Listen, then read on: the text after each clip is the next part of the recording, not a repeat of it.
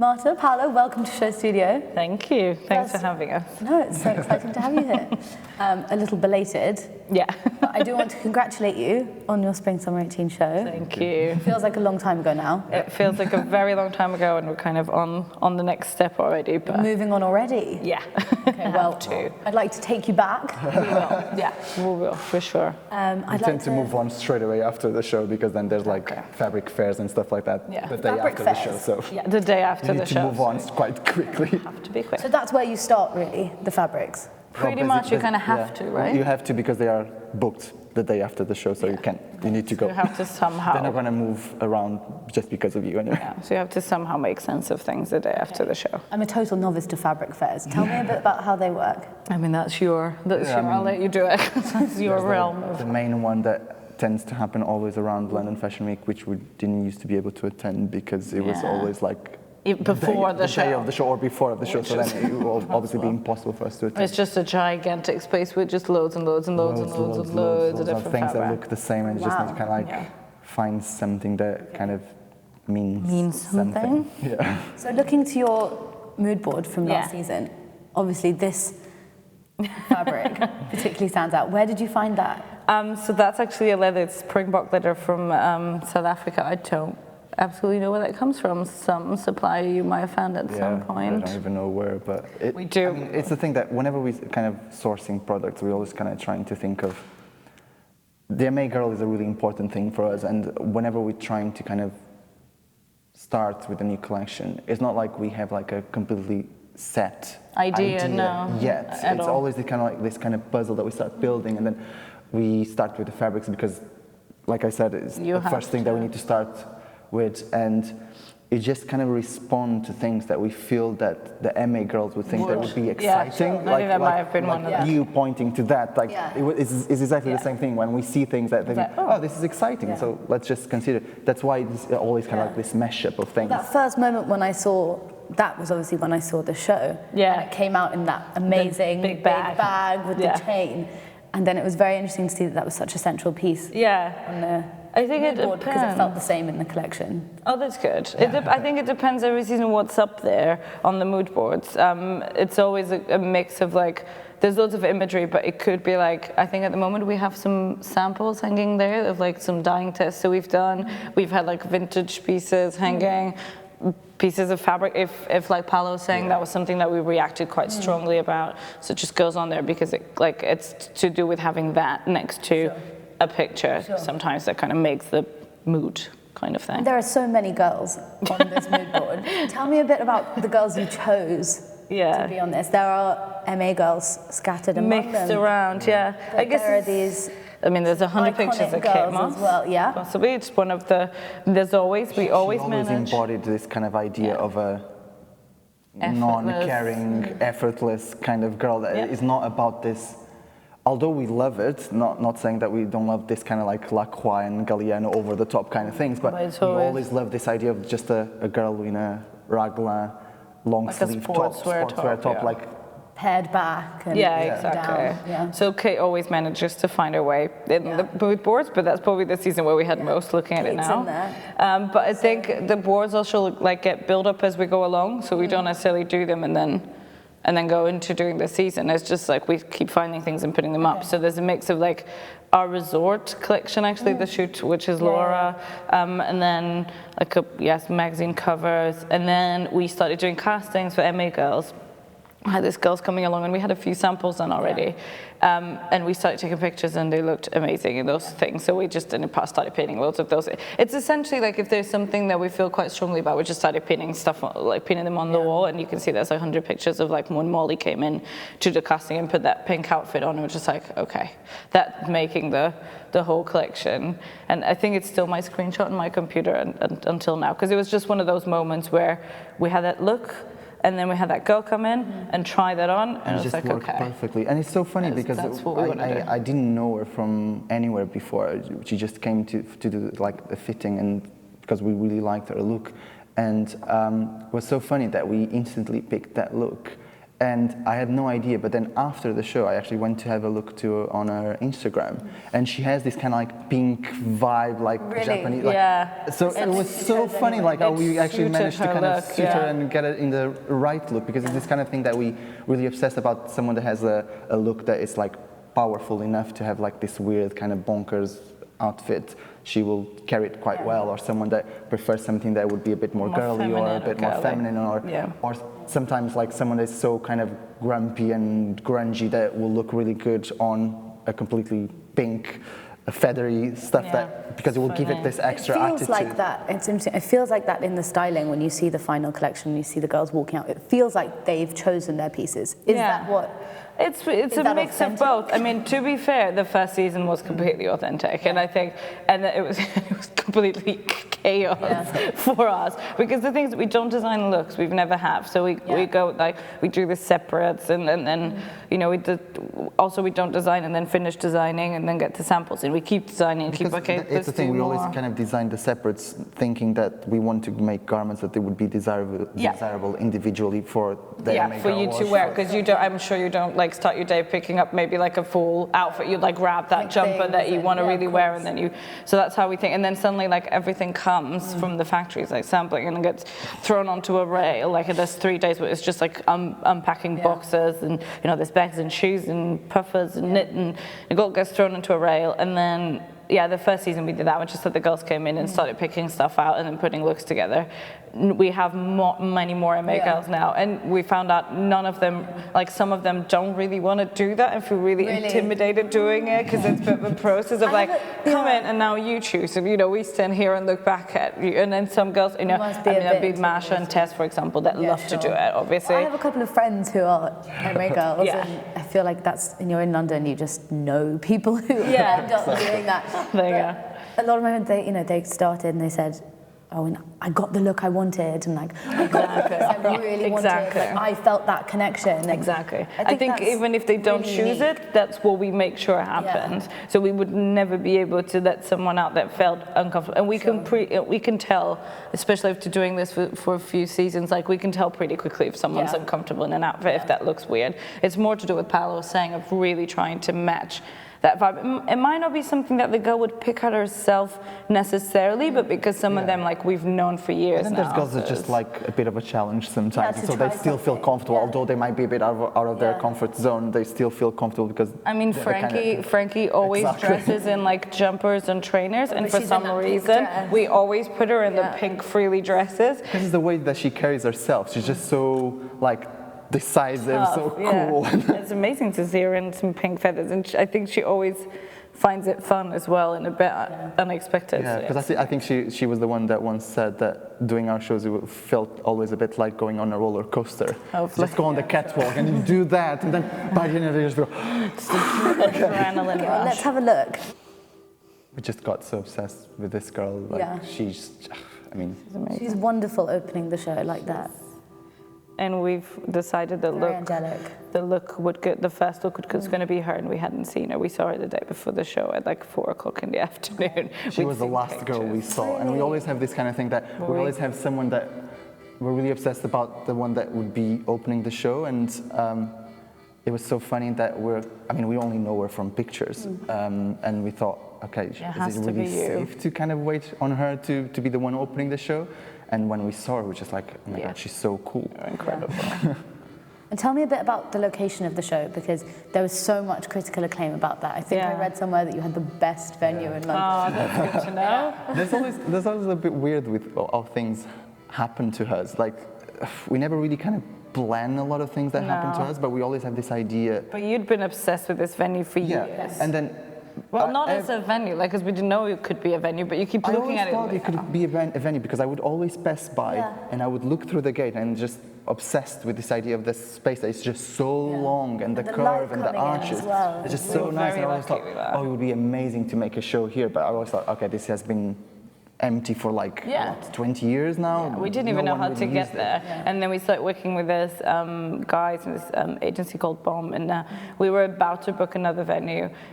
We were in Portugal, actually, as we always are, and they phoned us up and said, we just found this amazing place. I think you might want to go and come and have a look at it. And then they sent pictures, and Paul's like, oh my God, it's a place I've been like looking through the gates for the past ages. 5 years. So essentially said yes straight away, and it was amazing. And I think we were quite really lucky with how the light is coming in. I think it was like this moment that came through. Yeah, the sunlight, the music, which is also something that we're always very obsessed. Soundtrack, we never really thought of using it for a show, but it's just something that means so much. Well, I read that your favorite film is Little Miss Sunshine. It's also one of my favorite films. For me to say, but I just think that the story is so beautiful. It's so beautiful. No, it's so well written. I know, I love that film. It was really fun when I was researching. I got to watch some clips. There you go. And I like go back on it. Research, But so it's a DJ called Jonjo Jury. Yes, Jonjo's always done our soundtrack since we started, like 5 years or whatever, however long we've been doing this. And it's quite nice because he comes along, we talk a little bit about what we're planning to do, send him some references. He always comes up with some bits. It's always like something we're obsessed with something that he's been listening to as well, and then I think he's brilliant in the way that he like mixes it together and like makes it flow. It really does feel incredibly fluid, and I'm thinking, you know, there's other songs will come. Yeah, exactly. It's wonderful, I think, the way that the soundtrack so reflects the actual collection. Yeah. You know, you have all of these pieces that are kind of riveted and armored pieces. Yeah. And then the soundtrack is so much, obviously, about power and strength. Definitely. And then Dolly Parton comes in. I guess it's just it's so good that Dolly Parton comes in with this little... With a little necklace. I love that with Perfect the timing. Perfect timing. Yeah. That was planned, right? Kind of. Really. It's like kind of these things where we're going to go like, oh, this is amazing. Then we try to like, try to enhance it. But I mean, Paulo's right. And most of the things we do are kind of like tragically unplanned. The Dolly Parton... you've been playing and singing Dolly Parton for Maria. Yeah, I mean, it's important about the message that the song has, the family, the power of that woman. I mean, I've been listening to, you know, my dad used to play me Dolly Parton ages ago, and when we were kids, and it just stuck to me. And every now and then I'll like play up that album again, and it was one of those times where I just kept listening to that album and singing it to Maria, and I think it happens. That's how we design collections and how we do things. It really depends to what we're obsessed at the moment, and it just turned out to be Dolly. And then those words that Dolly Parton's saying, she's talking about motherhood and her mum always having one on her or one in her. I love that. It's so good. It's brilliant. But then it cuts into this. This again, and it just feels like even though we're referencing, you know, motherhood and really sort of emotive, serious things, the MA girls still going to a party. Absolutely. I think it was Frankie that wrote it on the ID thing, where it's just like, you know, it was, I think she said something, it was all of us going to like pick our kids from daycare or off to a party or to pick up this award for a song we wrote or a book we wrote or something. It's really, it is a mix of all of them, and I think it's amazing. I think we've always been fascinated with MA girls in the sense that they're all girls like starting out their careers and having this kind of like, and their lives and having these motivations and these things that drives them, and I think it could be anything. It could be motherhood, it could be like I think it really feels like that, particularly in this collection. I've followed your work for many seasons, but it feels like this collection particularly, it feels more like the girl is kind of figuring out who she is a little bit more. She's wearing these long tailored coats now maybe that she maybe wouldn't have considered before, and is maybe doing something a little bit more elevated. But she's still wearing cow print that was in your first season. Exactly. She's a classic. I guess, is it because we're trying to figure ourselves out as well and trying things out? Is it kind of why it happens, I think? I always assumed that it would be a bit like that to every other designer, really. That you kind of just keep learning with the process, that you keep working and you just do different things, and you just feel the need to kind of keep evolving and do different things. At the end of the day, you just want to make something that keeps us excited and something that will keep our clients excited about it. And I mean, it's the thing, we're always obsessed about this idea of creating this mashup of all these references, and the thing that we had this kind of American movies reference, like we have some army elements, we have some cowboy elements, we have everything mixed up. Trailer park Americana. We have the tuxedos because we're maybe thinking of, I don't know. It's that whole kind of club. Like Western Americana vibe kind of thing. But I think it's fun that it reflects that. I think it reflects this kind of experimental growth, which is what we're going through, and hopefully with the, you know, kind of accidentally or by consequence what she's going through as well, as in the MA girl, whoever she is. Who do you think she is? I mean, it's really, there's really no answer for that, because it's like we keep meeting more and more girls that are so inspiring, and the girls that we work with, and girls that come in and like kind of like cross paths with, and there's really no answer to who she is. It's like, do you think she's changing too? I quite like the idea that by bringing more in, more personalities, more kind of things, that it not so much as change, but is in kind of like makes this universe like bigger and bigger, which is... She's expanding. It is probably a bit of like a bit of a give and take game as well, because I mean, we created this relation with Frankie. Actually, the jewelry that we have on the show is because I saw a necklace from Frankie and I got really obsessed about having this horse thing as a earring. And I mean, it's this thing, we just kind of... It's a give and take, I think. It's a give and take right, kind of relation, definitely. And we just keep learning, and we're growing with the MA girls as well. And I mean, now we're even trying to rail their wardrobes and get some, instead of going to vintage shops, why not go to their wardrobes? Look at the girls, I mean, well, our board of the season is pretty much pinned with loads of Instagram pictures, so... That's what you need. But just one thing I always wanted to ask you about personally, and now I get you here.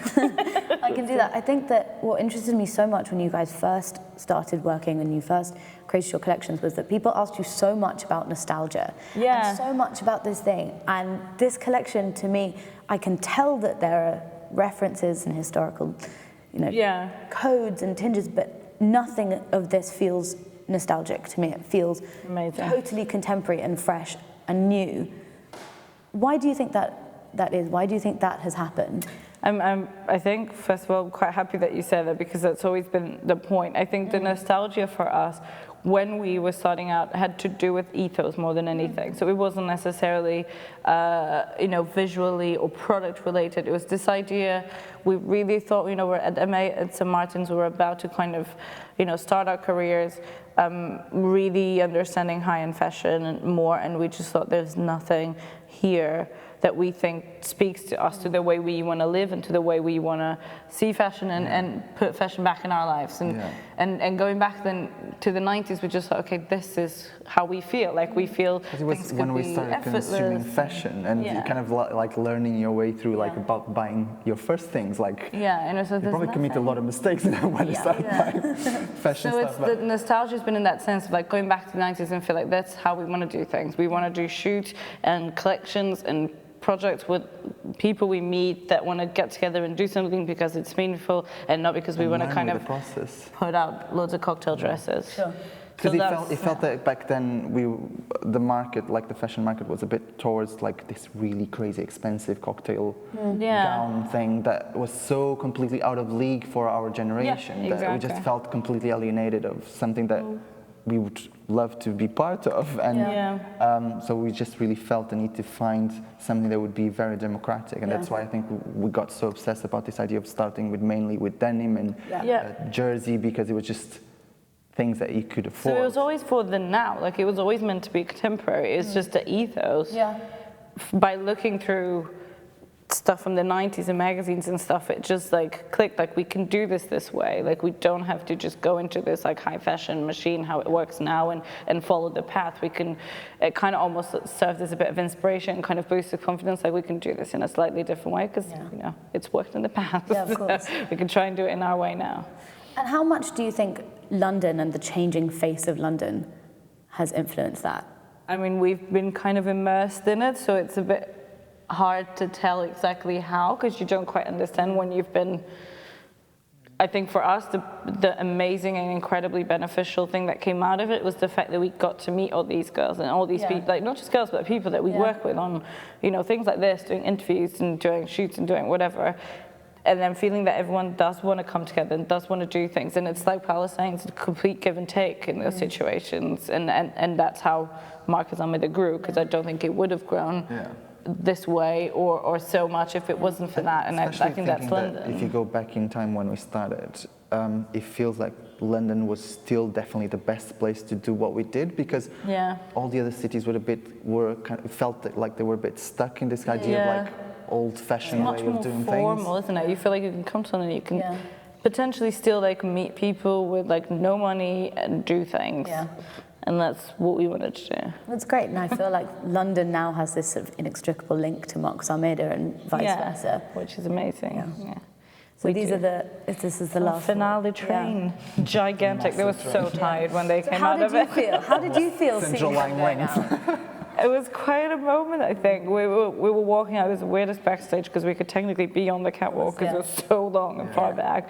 And we were, you know, Paulo's always obsessed with the fixes, so I don't think you quite know what's going on. It was really funny because the catwalk is massive, but still the distance that we have from the catwalk where you're seeing it to the backstage is like almost double or triple the length. So when the models would actually get back by the photographers, they would be like, "Whew, this is proper exercise." And we would see them on their own. It was just so scary because they would leave backstage, and you felt, I felt this idea that I never felt before, that just letting them go, and whatever happens is actually a long time to happen. So and it was very stressful. Far away from you. We couldn't even hear the music because it was just so far ago. It was a very weird backstage. It was like a quiet backstage. It was sad very you didn't get to hear the music, so it was But I think very moving, I think. I think that we felt very moved, and we were coming out, and I think Rita, that works with us, our close friend, was sitting there on the corner, and we had a little cuddle before we went away, and perhaps a little tear even. It's quite a moment for us as well to be able to do this, and it was the first collection we did after Maria was born, and to be able to mass it and to see them all. I think it's incredible to see them doing it, and they're so excited. It's so wonderful seeing them together as well, to see a collection like that, as you say, has been designed as singular pieces to come together in this. We never quite know how that's going to work. It's a hot mess, but it works so well. We're always in this position, I think, 2 weeks before the show where we're panicking. We've kind of learned how to deal with it now and not let it affect us too much. It's like dealing with a 14-year-old wardrobe and just make it work. We really don't know how this is all going to work, and we're doing fittings and casting as well as trying on looks and trying on things and what goes there and what are you going to wear and what shoes, what bag, and it's this like puzzle thing that we always fear that it's going to be one time where it's not going to come together. But it does. It will. We just try to think that if we had some sort of like a train of thought of like what inspirations we had, like eventually they will kind of combine and they will come together. Well, I want to ask you to finish is that the show, when that clip, it ends on Dolly Parton saying, you know, my mother wasn't the only wonderful person in the house, it's also the father. Pretty special too. So I want to ask you a bit just to finish about that partnership. Yeah, well, the two of us. About Dolly's parents, tell me. What do you know?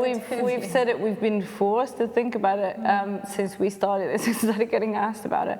Because before we didn't even question, and I think the conclusion we came to was that we kind of never really knew it any other way. We don't know any other way around. So it's just been like that. We've met. We studied together, we started the brand together, we just... And I think it's weird when we actually need to go apart from a different place. We found out now that we had Maria, and obviously I was a bit more kind of, you know, having to do more of the physical demands were different. Exactly. Yeah. Actually, it was so weird for us because it's never happened. That we've always been like very like 50-50. So we had to deal with this, and what we found out after that is that we have to find a way of doing that 50-50 because that's how we know how to do things, and that's how Marques'Almeida exists, is 50% of your input with 50, and it has to be completely balanced. So we'll keep trying to do that. How often do you disagree? Pretty much. A lot. 50% of the times. Yeah. I would say that's more. Cute. Yeah, staying positive about staying positive, but a lot of times. I guess it's always the same. I mean, but you're in agreement now about your disagreements. We're in agreement. We'll fight until we're convinced the other one, and I think the wins are possibly. And I guess it's good because then if you manage to defend your point of view, then it's because it's very, very valid. Then a collection like this emerges. Thank you very much. Thank you very much. Yeah, it was lovely. Thanks for having us.